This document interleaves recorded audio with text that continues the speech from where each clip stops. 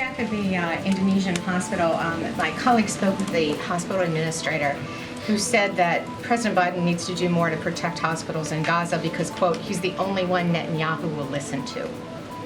Could you comment on that? And also, is the U.S. at all concerned that Israel is being seen as attacking one Gaza hospital after another, and also areas in the south now?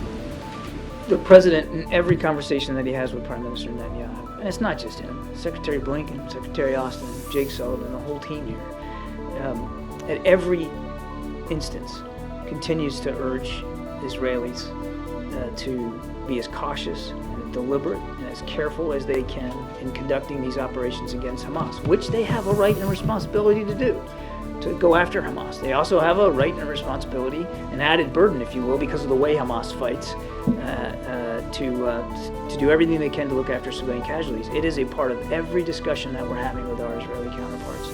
And I'm sorry, the second question was? The second question was, is the United States at all concerned that Israel is seen attacking a hospital after a hospital? Well, as I said, I think in my previous answer, we don't want to see hospitals as battlegrounds. We don't want to see firefights in hospitals.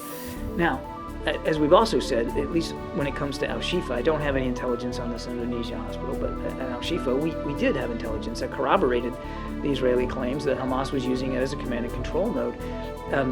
So it puts an added burden on Israel as they conduct operations in and around hospitals to be even more discriminate and more careful.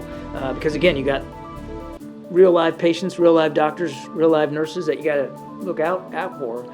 On the other hand, you've got a real life threat. You got a group that seems to think it's okay to bury themselves in the basement of a hospital and use it to command and control their operations. And that presents a viable, legitimate threat to the security of the Israeli people. So it's about striking that balance.